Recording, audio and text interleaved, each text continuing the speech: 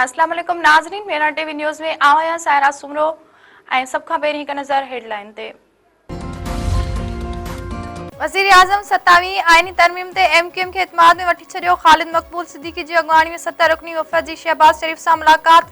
नवाज़ league अॻुवान भी मुलाक़ात में शरीक। 27वीं आइनी तरमीम ते ख़्यालनि जी ॾे वठि। MQM 27वीं आइनी तरमीम में बल्दियाती इदारनि लाइ अख़्तियार घुरी वरिता। गवर्नर सिंध कामरान टिसूरी चयो आहे त वज़ीर आज़म बल्दियाती मसूदे खे आइनी तरमीम में शामिल करण जो यकीन ॾियारियो आहे। काफ लीग ऐं इस्तिक़ाम पाकिस्तान पार्टी जे वफ़दनि जी बि वज़ीर आज़म सां मुलाक़ात। कुछ देर में पीपल्स पार्टी जो वफ़द वज़ीर आज़म सां मुलाक़ात कंदो। 18 आइनी तरमीम बाबति शिक ते मुशावरत कई वेंदी। पीपल्स पार्टी जे सेंट्रल एग्जीक्यूटिव कमेटी जो इजलास अॼु थींदो। बिलावल हाउस कराची में थींदड़ इजलास जी सदारत बिलावल भुट्टो ज़रदारी कंदो।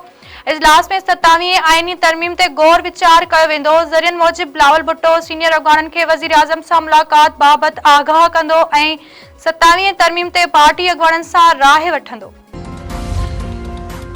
वॾे वज़ीर सैयद मुराद अली शाह चयो आहे त NFC अवार्ड वापसि थियण न ॾींदासीं। न वरी 18वीं तरमीम ते को समझौतो कयो वेंदो। आलमी ऐं क़ौमी इदारनि जे तावन सां असां मुतासिरनि लाइ 20 लख घर ठाहिराए रहिया आहियूं। उहे इदारनि असांखे ॿोॾि में तबाह थियल स्कूलनि जी बहाली में मदद कंदा।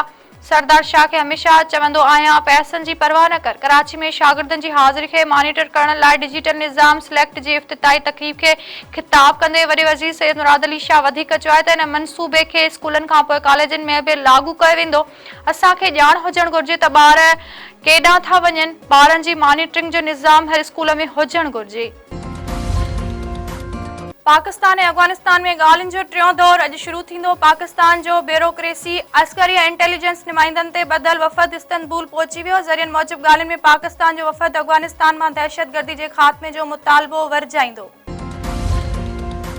वज़ीर आला पंजाब मरियम नवाज़ ब्राज़ील में कॉप 3 इजलास में शिरकत लाइ रवानी। मरियम नवाज़ इजलास में पंजाब जी फ्लैगशिप मंसूबे ते ब्रीफिंग ॾींदी। क्लाइमेट रेज़िलेंट रीजनल लीडरशिप ते ॻाल्हि ॿोल कंदी। वज़ीर आला पंजाब ऐं निमाया शख़्सियतनि सां मुलाक़ात कंदी।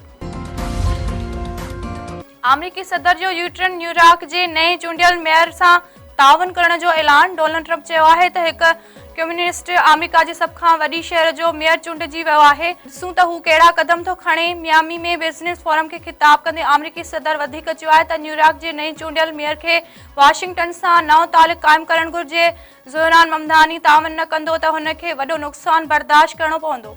ममदानी सां ॻाल्हि ॿोल लाइ तयारु आहियां।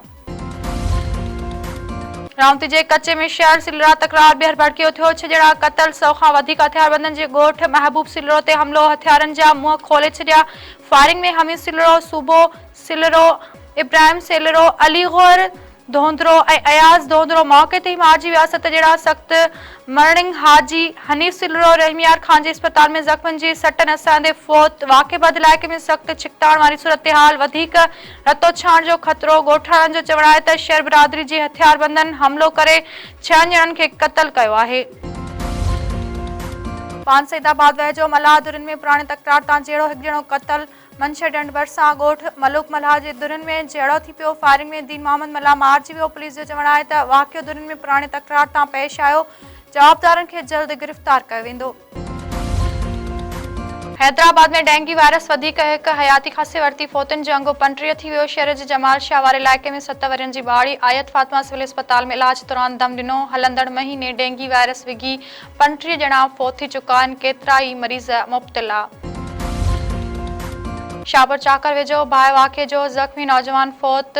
अंग 3 थी वियो। ॻोठ अमानल्ला ॾाहरी में 5 ॾींहं अॻु पलाल सां भरियल ट्रैक्टर ट्राली खे बाहि लॻण करे 2 पोहरियत मौक़े ते ई सड़ी फ़ौत थी विया हुआ। ज़ख़्मी नौजवान रेहान ॾाहरी कराची जे अस्पताल में इलाज दौरान ज़ख़्मनि जी सटनि असांदे दम ॾेई छॾियो।